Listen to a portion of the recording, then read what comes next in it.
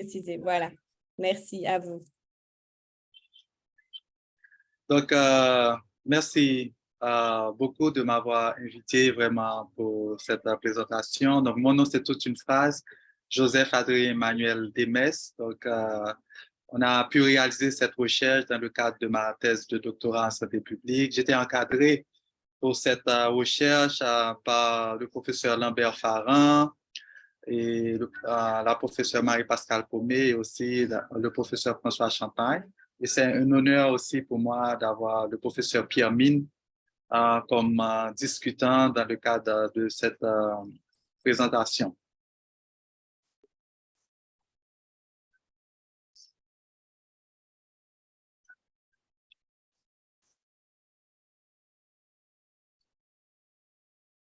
Donc, ça, c'est le plan de la présentation. Donc, rapidement, vous pouvez vous faire une idée. On a beaucoup de choses à présenter.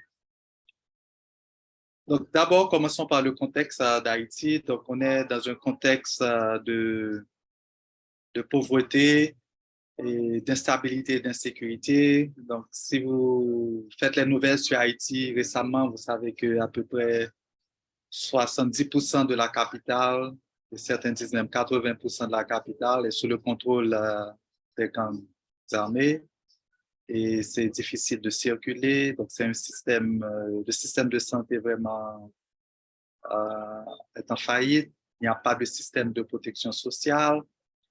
Donc, le programme qu'on a évalué, c'est le programme HealthQual Haïti. C'est quoi le programme HealthQual Haïti?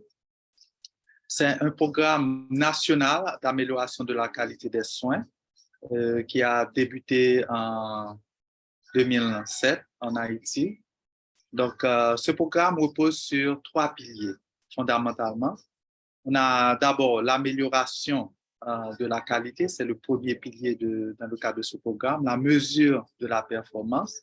Et enfin, on a l'infrastructure de la qualité, c'est vraiment le socle sur lequel repose ce programme d'amélioration de la qualité. Donc, mon expérience quand j'ai réalisé cette thèse, comme étudiant-chercheur, j'ai eu la chance de travailler dans le cadre de ce programme d'amélioration de la qualité. J'ai travaillé au ITEC, c'est International Training Education Center for Health, comme responsable de formation d'abord, et ensuite comme responsable d'amélioration de la qualité. Je fais partie aussi du core team HealthQual, qui est le bras technique du ministère pour fournir des avis techniques au comité national. J'ai travaillé aussi avec Deloitte Consulting Group, qui était responsable de fournir un appui technique pour la mise en œuvre du programme d'amélioration de la qualité en Haïti. Et là, on était responsable de fournir des appuis techniques à 80 établissements de santé pour faciliter la mise en œuvre du programme HealthQual en Haïti. Donc, je connais très bien le programme pour y avoir travaillé et puis pour l'avoir étudié en profondeur aussi. Donc, en termes de problématiques et pertinence de cette recherche, on constate que les bailleurs de fonds sont en train de pousser pour la mise en œuvre des programmes d'amélioration de la qualité en Haïti, mais on constate qu'il y a vraiment des difficultés pour la mise en œuvre. Il y a un manque de connaissances vraiment sur les facteurs qui influencent la mise en œuvre de ces programmes. Et puis, c'est nouveau aussi dans le contexte d'Haïti. Donc, cette nouveauté fait que des fois, on ne sait pas comment vraiment, quelle stratégie qu'il faut pour bien implémenter ces programmes et comment aussi, quels sont les obstacles et comment les contourner. Donc, en termes de questions de recherche, donc, la question générale de recherche, c'était surtout de comprendre quels sont les facteurs qui influencent la mise en œuvre du programme HealthQual en Haïti et aussi, de façon classique, à l'Université de Montréal en général, on nous encourage à modéliser d'abord l'intervention et ensuite, après avoir modélisé l'intervention, on a apprécié le degré de mise en œuvre du programme HealthQual. Et en plus de l'analyse du degré de mise en œuvre, on s'est posé la question, on a essayé de trouver des explications sur qu'est-ce qui influence, qu'est-ce qui explique ce degré de mise en œuvre du programme F3. Maintenant, en termes de cadre d'analyse, le grand défi maintenant, quand on a commencé à réaliser cette recherche, c'était de conceptualiser un programme d'amélioration de la qualité. Donc, on s'est référé à la littérature scientifique, parce que quand on parle de programme d'amélioration de la qualité, ça peut vouloir dire tout et n'importe quoi. Donc, il fallait vraiment trouver dans la littérature scientifique qu'est-ce qui est publié sur les programmes d'amélioration de la qualité et quels sont les éléments communs quand on parle de programme d'amélioration de la qualité. Ainsi, on a trouvé le cadre de Hackman et Wajman qui nous a permis vraiment de bien conceptualiser le programme F3 et voilà en général les différents composantes qui est commun à différents groupes de programmes d'amélioration de la qualité qui est recensé dans la littérature. Par exemple, l'identification des besoins et attentes des patients, l'implication des patients, la création de partenariats, la gestion des processus, gestion des systèmes. Donc, ça, en gros, c'est les composantes-là qu'on a pu répertorier.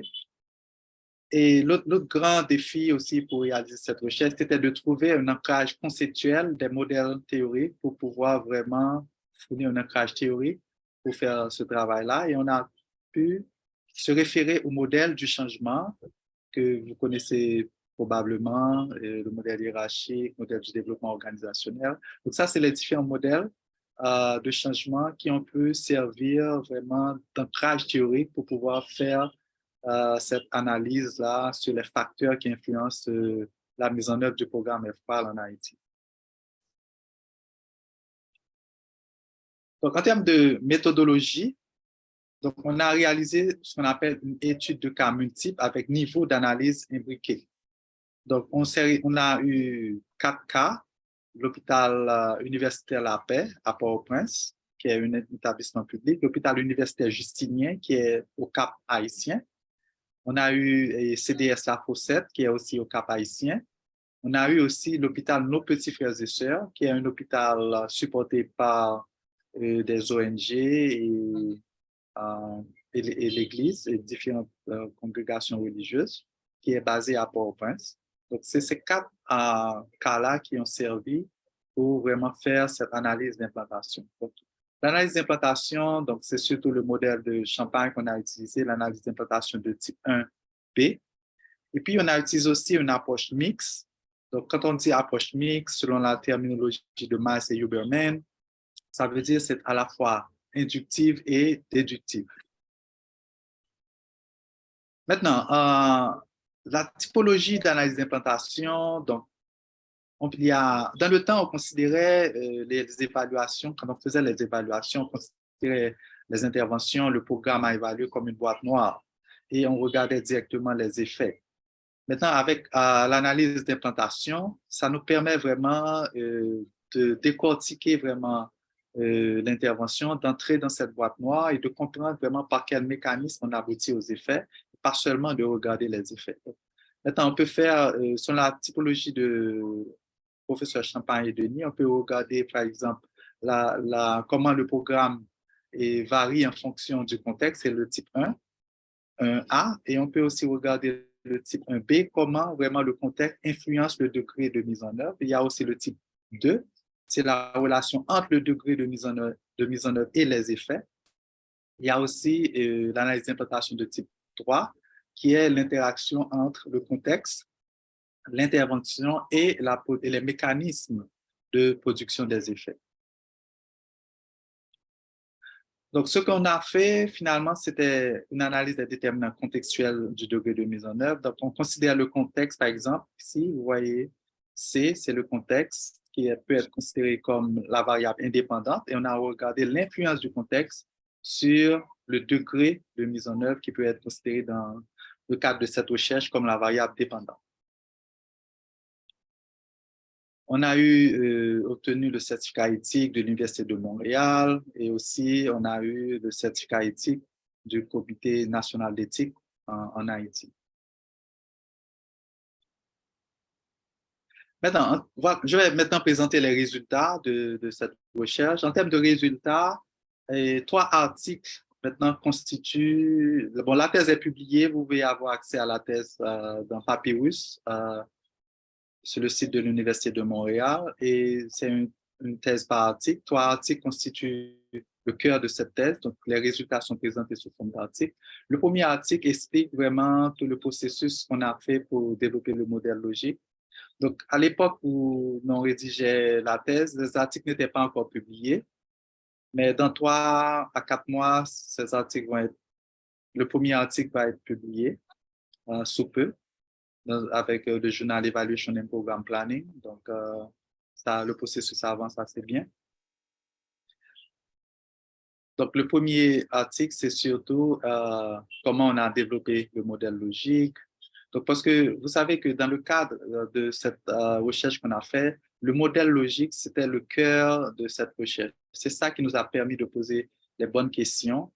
Donc, c'est ça qu'on a essayé de développer dans un premier temps avec les acteurs. Et à chaque fois que je présente ça, et je crois que c'était assez participatif. On a élaboré un premier draft, on a soumis ça aux acteurs, les acteurs ont réagi. Mais les acteurs voulaient quelque chose de plus simple parce que ça, c'était assez complexe. C'est pour les chercheurs un peu fous comme moi. Donc, on a pu travailler sur quelque chose de plus simple. Donc, ça, c'est ça, après validation, on a pu faire quelques échanges et puis maintenant, en termes de, quand on fait une recherche aussi, il y a beaucoup de variables qu'on peut regarder, mais en termes de parcimonie, des fois, c'est mieux de regarder quelques variables. Et ce modèle logique, c'est une version simplifiée du modèle logique là, original. Et si vous regardez la première colonne, c'est les intrants, la deuxième colonne, c'est les composantes là et les stratégies. Et puis, vous avez tout ce qui est ici là, c'est par quel mécanisme ces composantes-là et ces stratégies permettent d'aboutir au résultat. Donc ça, c'est les chaînes causaux là. Maintenant, si vous regardez après intrant, vous voyez composante stratégie. C'est ça, en fait, qui nous a permis d'évaluer le degré de mise en œuvre. On s'est référé à 12 dimensions du modèle logique. Et ces 12 dimensions-là nous ont permis d'évaluer, en fait, le degré de mise en œuvre du programme F3. Par exemple, si vous regardez cette dimension-là, la colonne qui est marquée composante stratégique, vous voyez coaching mentoring. Coaching mentoring, c'est une composante du programme F3 et on est allé regarder dans quelle mesure ça a été mis en œuvre. Il y a par exemple besoin des patients, besoin et attente des patients, implication des patients. Tout ça, c'est des composants. Et c'est à partir de ces composantes qu'on a pu évaluer le degré de mise en œuvre. Maintenant, par exemple, on prend sa dimension identification et mesure des besoins et attentes des patients.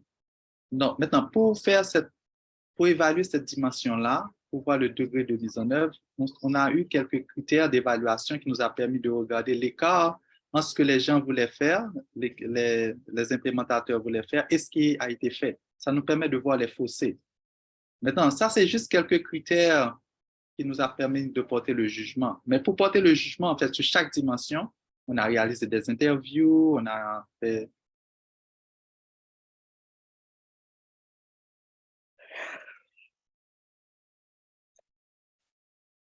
Je crois que vous avez un problème de connexion, Joseph.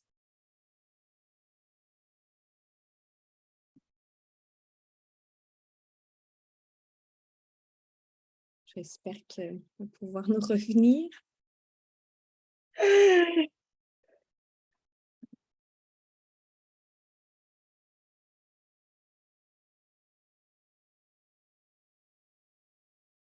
J'imagine qu'il va pouvoir se reconnecter. En attendant, vous pouvez prendre le temps de lire les, les contenus et puis éventuellement d'accéder au lien de la thèse au complet que j'ai envoyé dans le chat. Et puis, je peux aussi, ouais, je pense qu'il va devoir se reconnecter. Je pourrais aussi donc vous transmettre le lien vers l'enregistrement de la présentation. Je vais mettre d'ailleurs sur... Au résultat. On est arrivé au résultat. Donc, le deuxième résultat qu'on va présenter maintenant, c'est présenter le degré de mise en œuvre. Donc, on a dit qu'on a réalisé une analyse d'implantation dans quatre établissements de santé.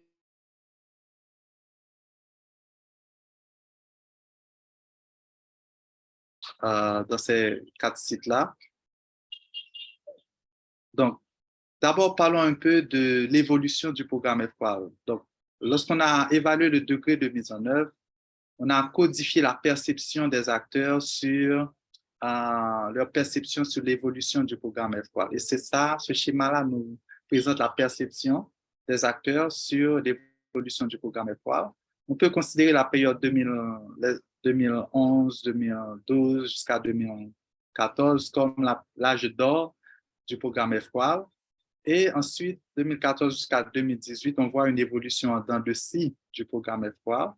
Et en 2019, avec tous les problèmes qu'on a eu en Haïti, les problèmes de sécurité, l'instabilité politique, on a eu comme un effondrement tranquille du programme d'amélioration de la qualité à l'échelle nationale. Donc, ce schéma-là nous présente le degré de mise en œuvre dans les différents sites là qu'on a. On a dit qu'on a évalué le programme dans 4 établissements de santé. Et c'est ça, ce schéma, ce tableau-là nous présente le degré de mise en œuvre dans les différents sites.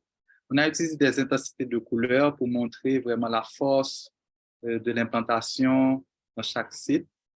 À l'hôpital universitaire Justinien, le degré de mise en œuvre peut être qualifié de faible et moyen. À l'hôpital universitaire La Paix, à Port-au-Prince, c'est un faible et moyen. Donc, vous voyez que en termes d'intensité de couleur, c'est la même intensité de couleur. On peut dire qu'ils sont équivalents. Pour CDS La Fossette, le degré de mise en œuvre peut être qualifié entre moyen et élevé. On voit que la couleur devient plus intense, donc c'est un peu plus élevé en termes de mise en œuvre. Et à l'hôpital, nos petits frères et sœurs Saint-Damien, c'est entre moyen et élevé. Mais on voit que l'intensité de la couleur est encore plus forte, donc c'est encore le degré de mise en œuvre plus élevé. Maintenant, cette recherche, c'est intéressant par le fait qu'on ne s'est pas contenté seulement de regarder les cas, de dire, ah bon, il y a, voilà, le degré de mise en œuvre, c'est faible, c'est moyen, etc. Mais on s'est allé un peu plus loin, on a essayé de trouver des explications. C'est ce qu'on appelle les déterminants, mais les facteurs qui influencent le degré de mise en œuvre. Maintenant, pourquoi c'est comme ça? Donc, c'est ça qu'on a pu maintenant travailler sur les facteurs aussi. Et c'est ça qu'on va présenter là maintenant. Maintenant, on voit que la mise en œuvre du programme F3 est influencée par des facteurs externes et aussi des facteurs internes. Quand on parle des facteurs internes, on voit que le mode de leadership au niveau des établissements de santé, la capacité organisationnelle, la présence d'un champion au niveau des établissements de santé, tout ça peut être des facteurs qui facilitent la mise en œuvre. Il y a aussi des facteurs externes qu'on a pu constater lors de la mise en œuvre, par exemple les pressions externes. On a constaté que là où ça marche, il y a les pressions externes qui sont combinées aussi à certains facteurs internes, comme le leadership. Donc, c'est jamais un seul variable, donc c'est plusieurs variables qui interagissent. Et aussi la capacité des sites pour mobiliser des ressources, la disponibilité des intrants, les caractéristiques des réseaux. Quand on parle de réseau, dans le cadre du programme F3, il y a une ou deux organisations qu'on appelle les chefs d'orchestre qui coiffent plusieurs établissements de santé. Donc, c'est ça qu'on appelle un réseau. C'est plusieurs établissements de santé autour d'un chef d'orchestre qui est une organisation centrale qui coordonne le réseau. Et les résultats de ce réseau, en fait, dépendent du chef d'orchestre. Donc, on voit que les caractéristiques des réseaux, en fait, c'est important pour la mise en œuvre du programme F3. Donc, maintenant, on s'est posé la question comment les caractéristiques des réseaux influencent le degré de mise en œuvre. Et on s'est amusé à regarder les différents réseaux. Par exemple, il y a un réseau qu'on appelle UGP.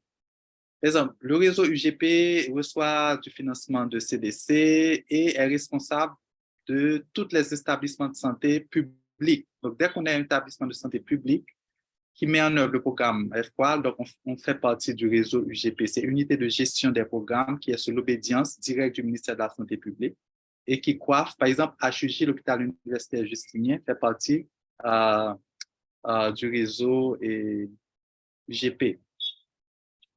On a aussi CDS. CDS, c'est une ONG locale, c'est un établissement de santé mixte, CDS La Fossette. Donc, cet établissement de santé fait partie du réseau CDS. donc qui est un réseau qui reçoit de l'appui technique de CDS, de USAID, de projets santé aussi. Donc ça, c'est un autre réseau. On a aussi nos petits frères et sœurs, c'est un autre réseau qui fait partie du réseau CMMB. Donc, ça, c'est les différents réseaux qu'on a pu analyser, les différents acteurs qui gravitent autour de ces réseaux-là. Maintenant, on voit que l'appartenance à un réseau influence vraiment la mise en œuvre. Parce qu'il y a différents acteurs, tous les réseaux ne sont pas égaux en ressources. Et ce qu'on a constaté, c'est un phénomène qu'on appelle too big to fail, trop important pour échouer. Par exemple, je vous ai dit tantôt que les réseaux, c'est un ensemble d'établissements de santé. Par exemple, dans le réseau, quand un établissement de santé prend le statut de too big to fail, c'est-à-dire que le réseau est trop important pour la performance. Le site, l'établissement de santé est trop important pour la performance de tout le réseau. Et que si ce site-là, cet établissement de santé ne performe pas, c'est tout le réseau qui ne va pas performer. Donc, à ce moment-là, quand l'établissement de santé prend le statut de too big to fail, on voit que les différents acteurs, les différents intervenants vont apporter une attention spéciale à ce site-là parce que ce site doit performer. Donc, voilà les facteurs, les déterminants de la mise en œuvre du programme d'amélioration de la qualité. On voit que les caractéristiques du réseau, comme j'ai dit tantôt, il y a la collaboration entre le niveau institutionnel et le niveau communautaire. Ça, c'est les éléments qui influencent la mise en œuvre. Le leadership au niveau de l'établissement de santé, la collaboration et la coordination de l'équipe multidisciplinaire, les pressions externes. C'est une variable vraiment importante. On a vu que là où ça marche, il y a beaucoup de pressions externes. L'appropriation du processus par les équipes et aussi l'infrastructure de qualité, ça, c'est les facteurs facilitants de la mise en œuvre. Il y a aussi les obstacles, les facteurs inhibants, par exemple, les facteurs contextuels de l'environnement sociopolitique, les grèves, l'insécurité. Donc, tout ça, c'est des facteurs contextuels qui ralentissent la mise en œuvre. Le poids des décisions antérieures et la perception des acteurs face à HealthQual. On a pu remarquer que le fait qu'on a décidé dès le départ de lancer le programme HealthQual de façon verticale, cette décision-là a eu une conséquence structurante sur ce qui était possible de faire en termes de changement dans le cadre du programme HealthQual. Et aussi, on voit que quand les mécanismes de reddition de comptes sont inexistants, donc il y a des difficultés pour la mise en œuvre, le système d'information qui n'est pas adapté dans les services non VIH est un gros obstacle à la mise en œuvre, et aussi l'indisponibilité des ressources dans certains services fait qu'on n'arrive pas à implémenter correctement le programme HealthQual. Maintenant, on a voulu aussi trouver un ancrage théorique pour pouvoir vraiment coller ces différentes trouvailles empiriques. Donc, on voit que ce qu'on a pu constater, ce n'est pas un seul modèle de changement qui peut expliquer la mise en œuvre, c'est vraiment une combinaison de modèles. Par exemple, le modèle politique peut se combiner avec le modèle psychologique, néo-institutionnaliste, tout ça pour influencer la mise en œuvre, le modèle environnemental, politique, psychologique. Donc, ce n'est pas un seul modèle qui peut expliquer la mise en œuvre, c'est plutôt une combinaison de plusieurs modèles. Par exemple, ici, on voit qu'au cœur de ces différents modèles, il y a ce qu'on appelle la culture organisationnelle. La culture organisationnelle, c'est un élément important qui va interagir avec différentes autres variables des autres modèles, soit pour faciliter, soit pour faire obstacle à la mise en œuvre. Par exemple, on voit que la culture organisationnelle peut interagir aussi avec les décisions antérieures au niveau du système, avec la capacité de négociation à l'interne des acteurs. Par exemple, on voit qu'en termes de culture biomédicale, au début, il y a eu beaucoup de difficultés pour mettre en œuvre le programme HealthQual. Par exemple, si on prend la composante implication des patients, pourquoi on n'a pas pu impliquer les patients? C'est parce que certains prestataires de santé pensaient que leur culture biomédicale leur disait, mais pourquoi implémenter les patients? Qu'est-ce que les patients vont apporter? Et on a vu que les résistances, en fait, pour impliquer les patients, il y a eu au début beaucoup de résistances parce que la culture des prestataires, qui était une culture focalisée sur les médecins, la vision biomédicale, ne permettait pas d'ouvrir le processus de soins pour collecter les feedbacks des patients et aussi les impliquer dans la réorganisation des services. C'était comme un changement radical. Donc, on a vu que dans les sites où ça a pu être mis en œuvre, c'est les sites où les normes environnementales du programme FPAL étaient en phase avec la culture organisationnelle des prestataires.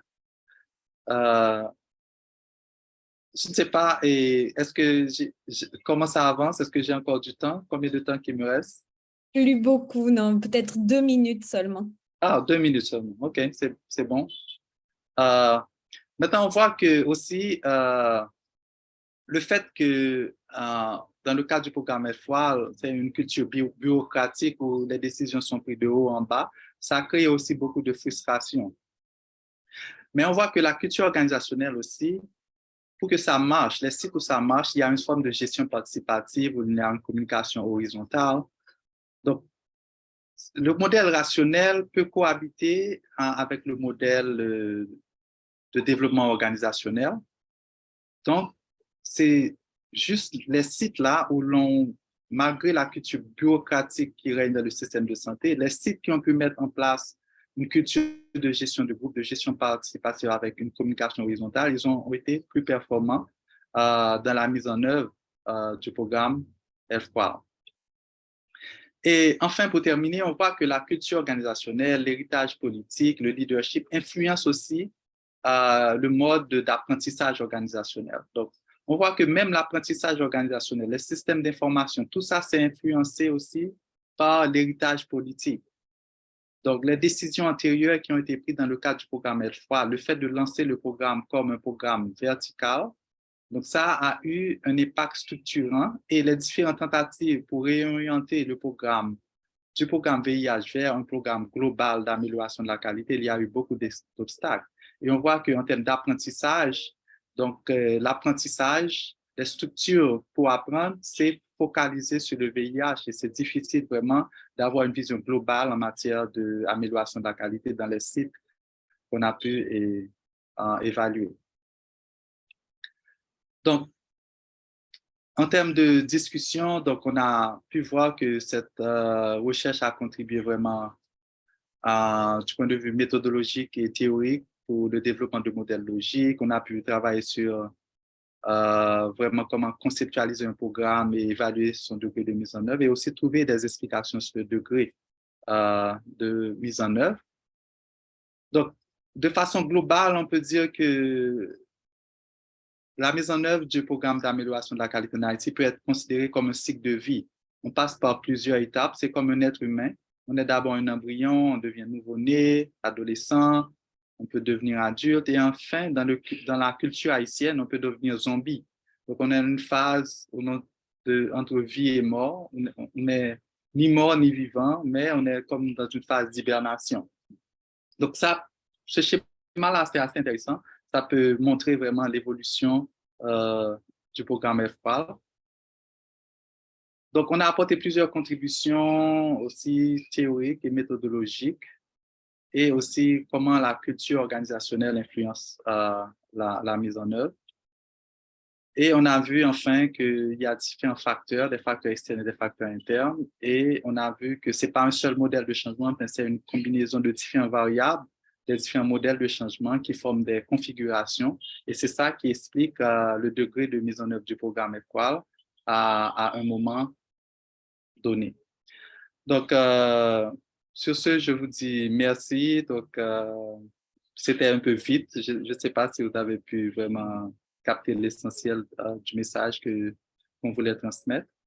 Donc, on vous dit merci et je vais passer la parole au professeur Pierre-Mine et à Madame Lara aussi pour les commentaires. Merci beaucoup. Merci, Joseph. C'était très riche, effectivement, mais je pense que vous avez fait quand même un bel effort de synthèse, puis c'était quand même, je pense, accessible pour la majorité des gens qui sont là, en tout cas, de ceux que je connais qui sont là. Je vais laisser Pierre enchaîner. Okay. Parfait. Merci beaucoup, Dr. Demesse. Ça fut un plaisir d'entendre votre présentation. On se connaît depuis quand même plusieurs années. Je me souviens quand vous étiez en train de développer ce projet de recherche. Et je me souviens à quel point vous étiez et vous êtes toujours interpellé par l'enjeu fondamental qu'on voit dans votre projet de recherche, c'est autour de la qualité des soins.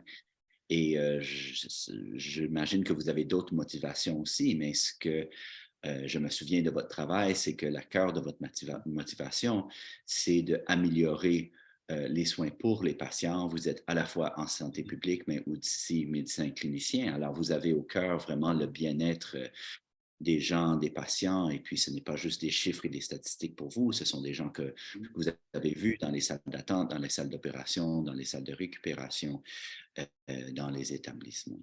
Alors, j'aurais quelques questions pour vous. Et puis après ça, on va ouvrir à tout le monde qui aurait des questions, des commentaires, le feedback. Ma première question, c'est quelles étaient, disons, deux surprises pendant votre recherche? Et je pose la question parce que souvent avec les projets doctoraux, si on est dans une approche qui est soit plus déductive, souvent on a un cadre assez fort et c'est le cas pour votre recherche. Vous saviez un peu qu'est-ce que vous alliez chercher. Par rapport aux méthodes inductives, où est-ce que des fois on commence et puis on ne sait pas qu'est-ce qu'on va trouver, on a des questions de recherche, mais, etc. Mais moi, je serais curieux, avec votre connaissance du milieu, avec vos contacts, avec votre immersion un peu dans les enjeux de votre question de recherche, qu'est-ce qui vous a surpris pendant votre étude? Donc, merci, merci. Moi, j'avais jamais pensé avec cette question avant. Donc, merci de m'avoir donné cette possibilité-là d'y réfléchir maintenant en public. Je pense que ce qui m'a surpris, c'est comment les aspects culturels peuvent être déterminants dans ce qui est possible de faire comme changement. Et ce que j'ai pu, bon, j'ai vécu ça de l'intérieur parce que j'ai travaillé dans le cadre de ce programme. Donc, à un moment, bon, mon salaire venait, comme j'ai dit dans la présentation, j'ai travaillé pour high-tech, j'ai travaillé pour Deloitte Consulting Group. C'est des organisations qui apportaient un appui technique pour la mise en œuvre. Et là, ça m'a permis vraiment de voir de l'intérieur et les chaînes de pensée des gens. Peut-être que si je n'étais pas aussi impliqué dans la mise en œuvre, et j'aurais pas pu comprendre certains aspects. Mais je pense que, par exemple, la vision biomédicale, c'est, par exemple, en Haïti, le médecin, bon, certains médecins, c'est pas tous les médecins qui sont comme ça, donc, ils pensent que c'est la façon dont les gens ont été formés à la faculté de médecine. Donc, le médecin est très carré, donc le médecin sait ce qu'il faut faire. Et les grands maîtres là qui modèlent comment il faut faire, c'est comme ça qu'ils ont été formatés. Je pense que cette culture médicale là peut faire obstacle aussi. Par exemple, lorsqu'on dit qu'il faut impliquer les patients. Donc, certains médecins m'ont même confié que, bon, pourquoi on doit impliquer les patients? Les patients sont analphabètes, les patients ne savent ni lire ni écrire.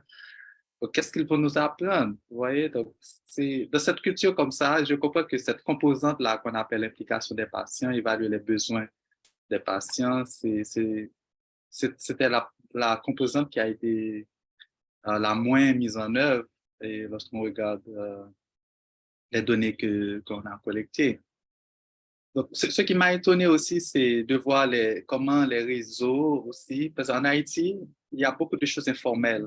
Des fois, et les réseaux sont organisés dans une forme d'informalité qui fait qu'ils vont avoir du succès ou pas.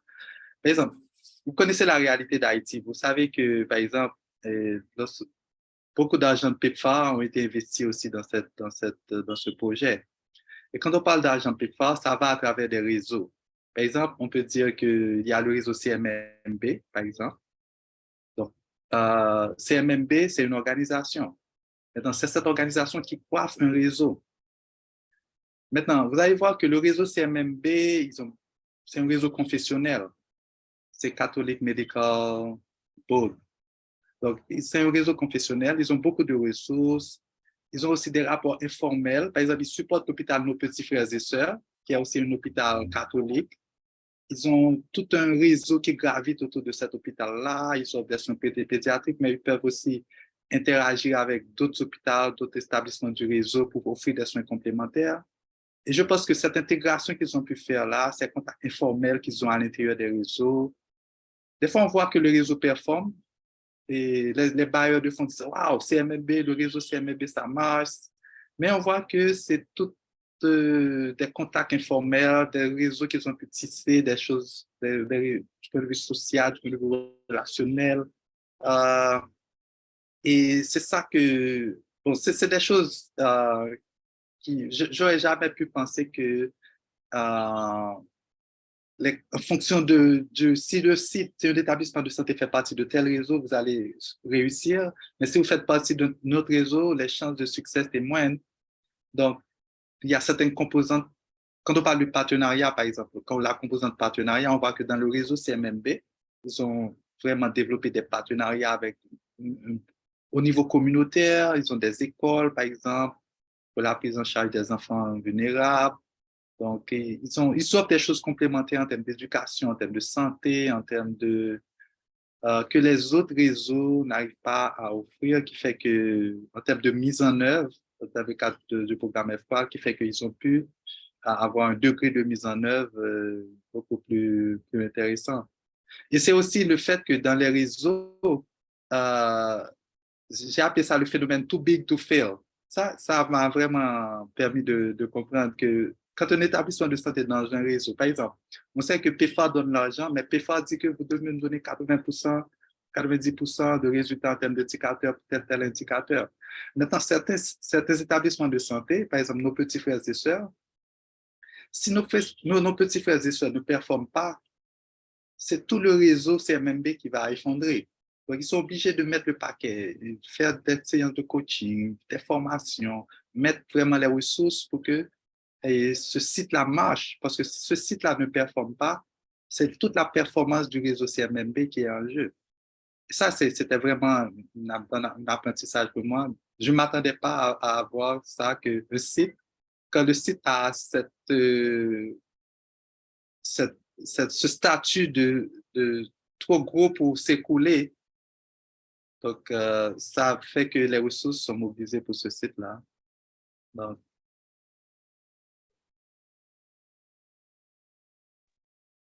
Deuxième question, Pierre? Oui. Un peu en lien avec des choses que vous avez mentionnées, puis aussi votre rôle parallèle en tant que chercheur. À l'époque, vous étiez étudiant au doctorat, mais aussi quelqu'un qui a travaillé longtemps dans le milieu, qui a été formé dans ce milieu. J'aimerais savoir comment les gens percevaient votre projet doctoral. Quelle était leur idée de ce que vous étiez en train de faire? Est-ce qu'ils associaient ça avec des études, par exemple en quête d'un diplôme? Est-ce qu'ils saisissaient le volet amélioration de qualité? Ou est-ce qu'il y avait aussi parfois, et des fois ça peut coexister, est-ce qu'ils se sentaient surveillés? Est-ce qu'ils se sentaient comme ils devaient fournir les bonnes réponses ou bien performer d'une certaine façon vis-à-vis votre questionnement? Parce qu'on sait que déjà dans le processus d'amélioration de qualité, puis les enquêtes, etc., il y a certaines pressions, il y a des inégalités, il y a les enjeux de performance, soit de sorte d'avantage-récompense ou bien de punition-sanction, etc. Alors, il y a tout ça qui est déjà dans les processus d'amélioration des qualités. Et en plus, on ajoute la complexité que vous menez une enquête qui porte sur ces processus. Comment les gens vous percevaient? ouais, c'est vraiment une très bonne question. Donc, au début, quand par exemple, j'ai commencé à l'hôpital universitaire La Paix, donc j'ai dû, par exemple, passer un peu de temps pour me familiariser avec l'équipe, pour vraiment développer une certaine relation pour que les gens se sentent à l'aise. Donc, c'est vrai qu'au début, on peut sentir que on doit créer cette atmosphère de confiance. Sinon, ça fait obstacle. Les gens ne vont pas vraiment s'ouvrir.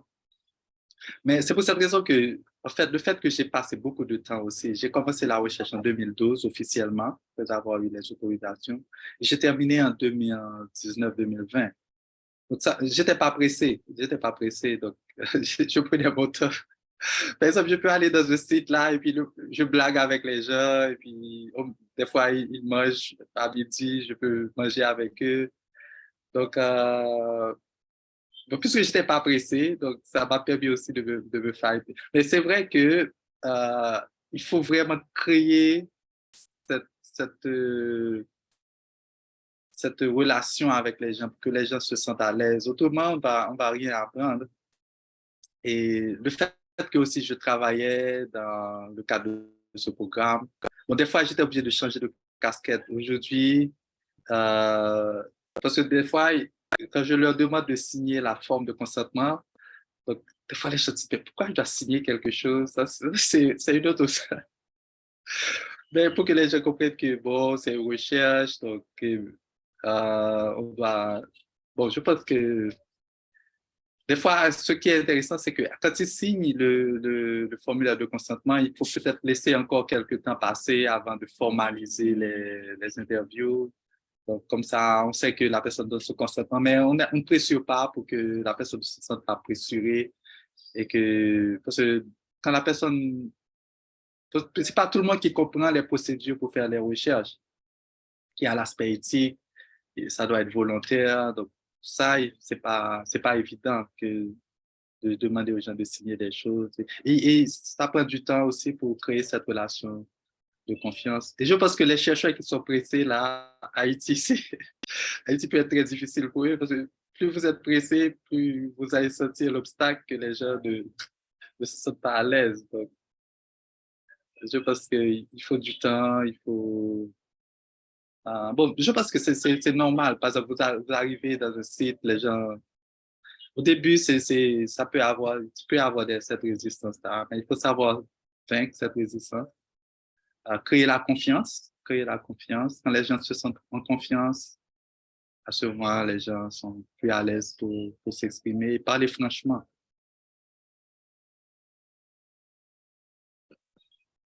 Merci beaucoup. J'aurais d'autres questions pour vous, mais je vois que le temps avance, alors j'aimerais peut-être passer la parole à d'autres participants dans le webinaire pour voir où bien, Lara, je vous laisse.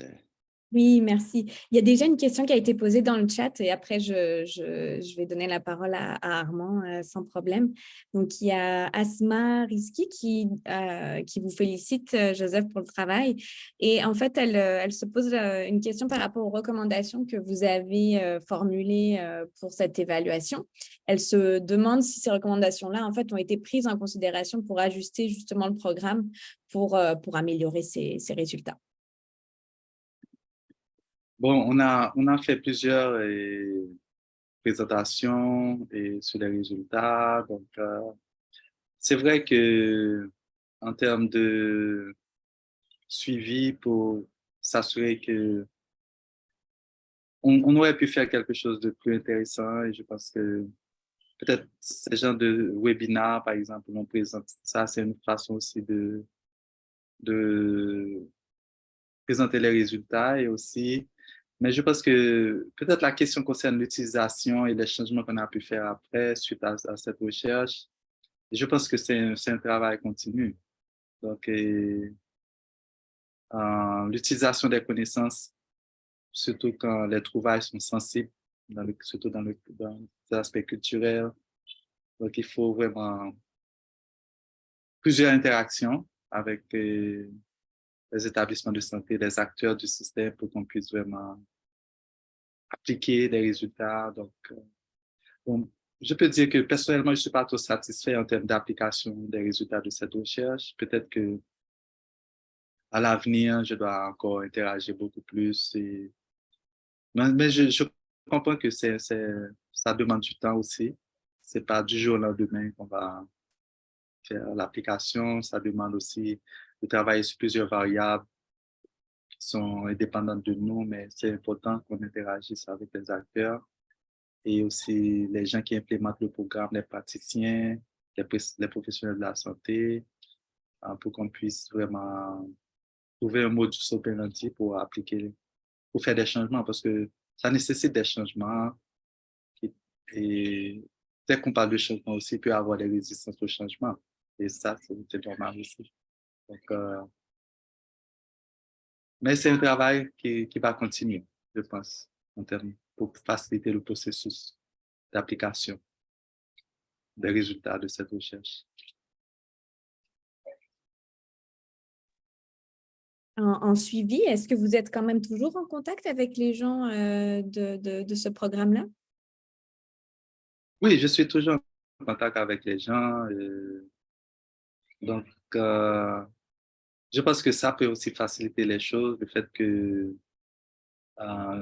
je suis professeur à l'université, je continue à m'impliquer aussi, Ouais, vous à restez pratiquer proche. des choses. Je ne reste pas chercheur universitaire dans ce monde universitaire. Donc, je pense que c'est un travail, petit à petit, ça va se faire. Donc, je pense que ça va continuer. Merci. Armand? Oh, ok, merci. Merci pour ce travail-là que je trouve très intéressant. Ma question, en fait, c'est un complément de ce que Pierre a posé comme question sur ton positionnement en tant qu'acteur de mise en œuvre dans ce projet que tu as évalué. Donc, je me demandais, puisque tu as été impliqué dans la mise en œuvre, comment est-ce que tu t'es pris pour prendre suffisamment de recul pour ne pas que tes perceptions, toi-même ta compréhension du processus de mise en œuvre puisse influencer en fait l'interprétation que tu fais des résultats. Merci beaucoup, Monsieur Armand. Je pense que tu as été parmi les premiers à te brancher, donc merci. Ça prouve que tu es vraiment intéressé à cette conférence. Moi, c'est une question difficile, mais je n'ai pas vraiment toute la réponse. Je ne sais pas si le professeur Pierre Mine peut m'aider, comment on démêle tout ça en général.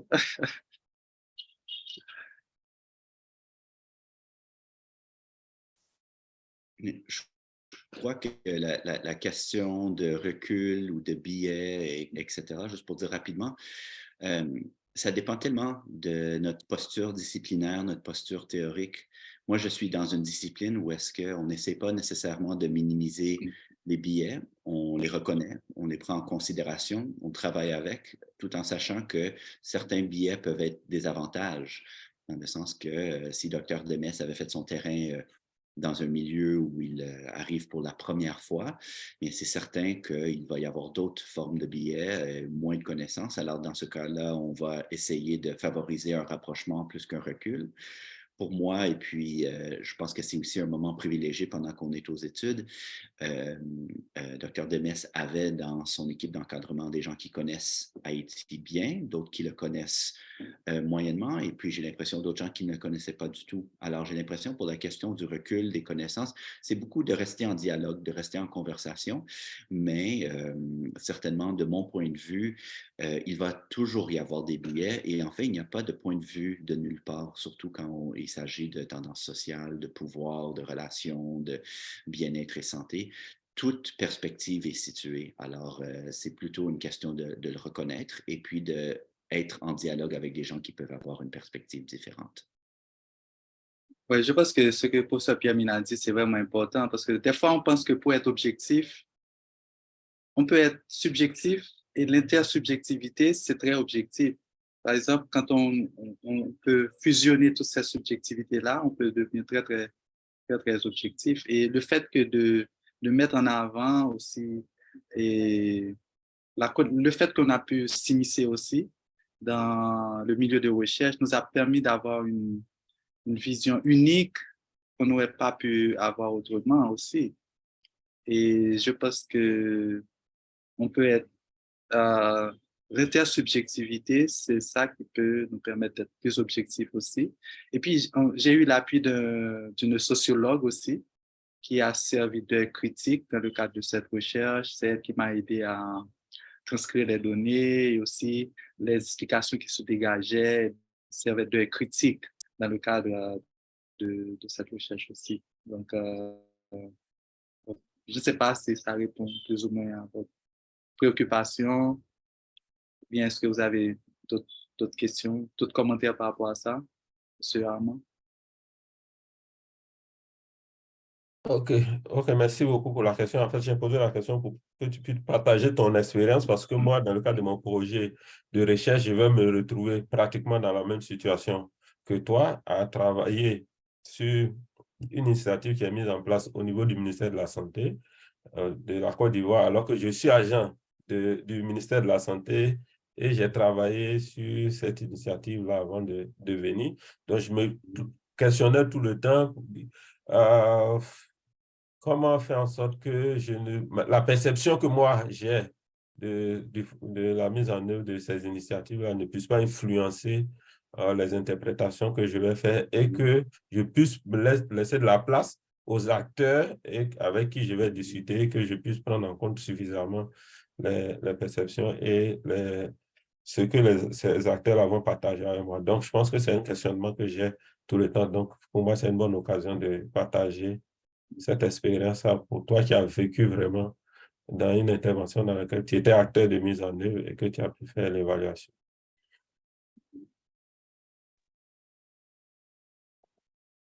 Merci, Armand.